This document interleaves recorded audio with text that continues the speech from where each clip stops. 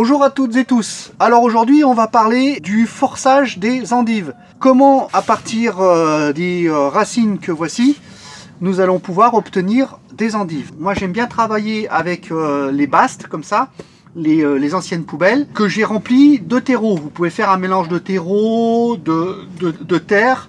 Il faut que ça soit un substrat qui soit très aéré. Alors ce qui est très important, c'est qu'il faut que vous choisissiez, il faut prendre celle qui soit la plus haute. Quand on va venir la planter, il faut qu'elle ait la place de monter.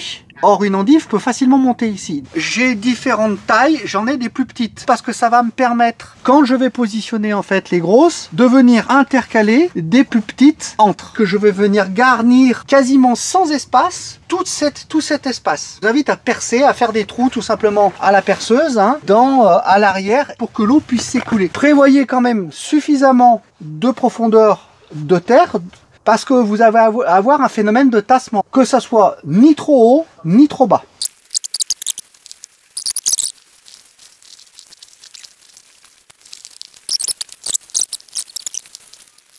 Il faut absolument que vous enleviez la partie verte, parce que c'est celle qui donne l'amertume. On va arroser, permet de vérifier que tout est à la bonne hauteur et que donc les endives vont pousser à partir de ce niveau-là. Alors pourquoi j'aime bien les poubelles, c'est parce que en plus celles-ci elles sont équipées donc d'un couvercle qui permet que ça soit bien étanche. Alors étanche, pas à l'air, mais c'est surtout en fait à la lumière.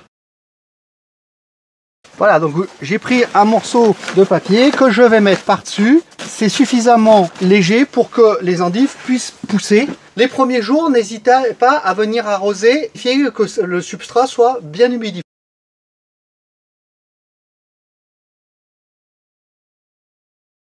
Planter à l'automne déjà d'autres endives qui ont bien poussé. C'est en préparation pour les mettre en pleine terre dès le début du printemps. L'endive est un légume qui est assez peu regardant et qui pousse un peu dans n'importe quelle condition. Au début de l'été, continuer à en manger en fait des endives en les forçant comme j'ai montré dans l'autre vidéo, ou les utiliser comme fourrage, aussi bien sur la partie aérienne que sur la partie souterraine, que les chevaux et les cochons adorent ça. À très bientôt, merci.